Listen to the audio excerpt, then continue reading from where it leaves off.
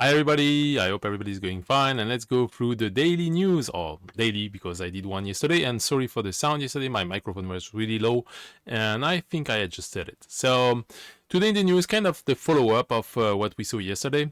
The Iranian drone strikes an Amazon data center, and this is basically showing that the tech is like a middleman in this war that's happening in Iran, and they basically target whatever is close and attached to the US side or the west side of things, and they will shoot everything around it. So this article gives some details about the interesting way this is going.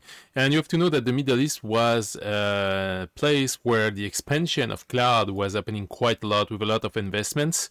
And interestingly, it was really on the rise, and now with the conflict, it also shows that building data centers in an area that is prone to conflict or close to potentially hostile adversaries is a very, very, very bad idea. The cloud itself, the concentration of every asset in the same place, is a very bad idea by itself, but placing all of these close to enemies is even a worse idea.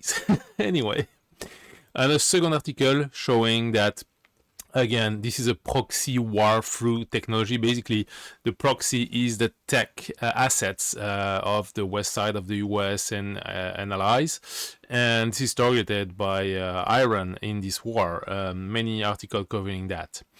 We can have a different aspect on it, and again, this is also attacking the allies of the US, let's say Israel, in this article, that show again the willingness to destroy the asset of the allies as well. So that's something to keep in mind if you invest and choose your infrastructure.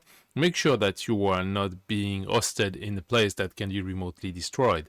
Although it's still a good reminder that you don't want all your data to be in the cloud only. You should have some local backup data, because what's happening is if the remote location is destroyed and you lose all your data, it's already bad, and you basically lose your business, and then you are left without resources.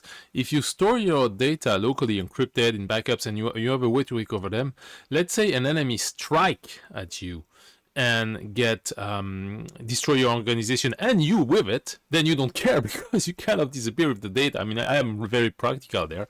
So better keep your essential data close to you, because it's safer. If you survive, the data survive, and that's the way it should be. Cloud can be used, for non-sensitive, non-critical data, or you have to use private cloud, but when you design that, you have actually to design it with the risk in mind. You choose where you put your data, who has have access to, and you make sure this is physically isolated. And not just like contractually, you should know exactly physically where your data is and how to recover it in case of issue. Next one is Iran linked. Iran, a lot of them, because the war is on not only kinetic, it's also digital, numeric.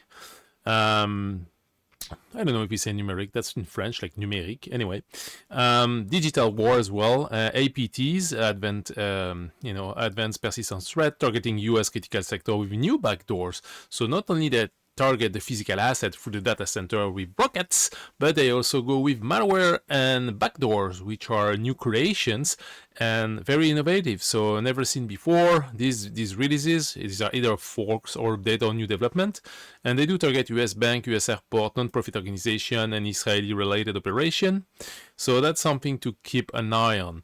If you work or if you're a partner of either the US or working with the military, you are a potential target of this group, so you better work on a strong security posture, and there is no space for lagging on patches or uncontrolled exposure. You should be owning your attack surface like 100%, because you will be targeted. This is what we see, this is what's going on.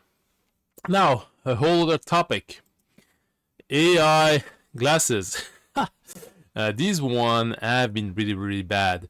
Basically, we have some testimonies that show that people got recorded with this device, like either naked or out of the bathroom or in very private location, where it was supposed to be only stored on the accounts, but for that kind of safety, whatever reason, Meta is actually reviewing all the videos. So the employees being paid to review and comment and rate for AI automation process are actually shocked to see the amount of content they see.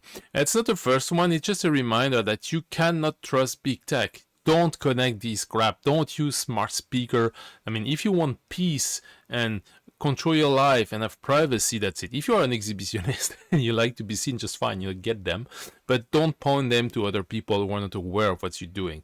Because something is not clear is as well there. I mean, did the user leave this running, or is it running in the background and they didn't know about it? Something to be cleared. Yet, I will not buy this. As someone wrote on LinkedIn, working in cybersecurity and privacy, they don't buy it, they don't own it. They really wonder who's buying this crap, because no one wants that. You don't want to pay a bug on you to be spying on all the time, unless you are a, I don't know, YouTube influencer and you don't care about being recorded all the time, and you have no privacy.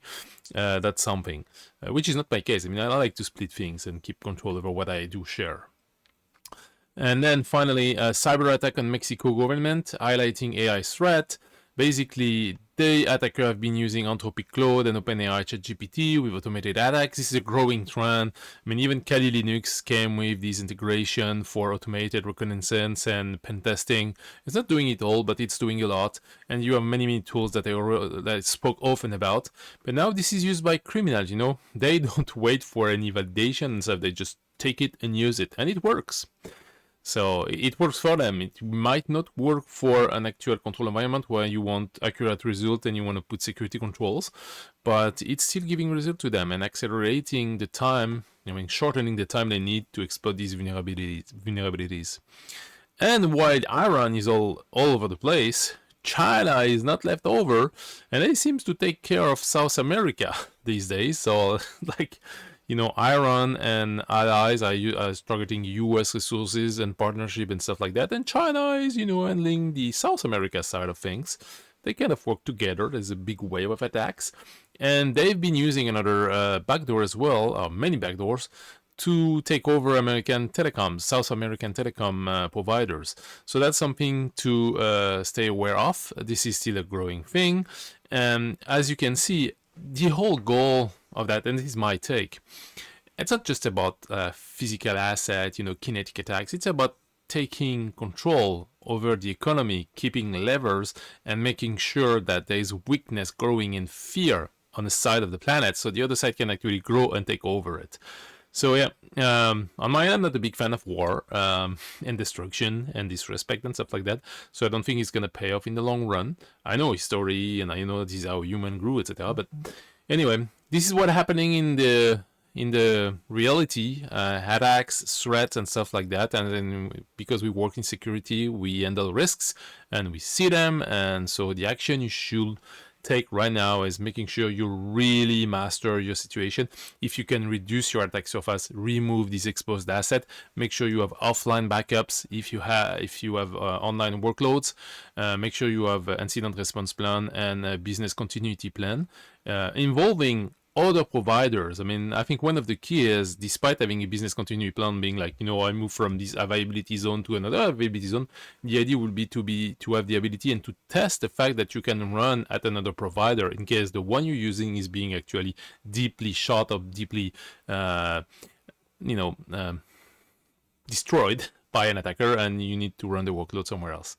So that's it for today. I wish you a great weekend, because we are Friday. If there is something big, maybe I'm going to share something, we'll see. And as usual, I will share the link in the comment of the video. Have a great day all. See you later. Bye. Yeah.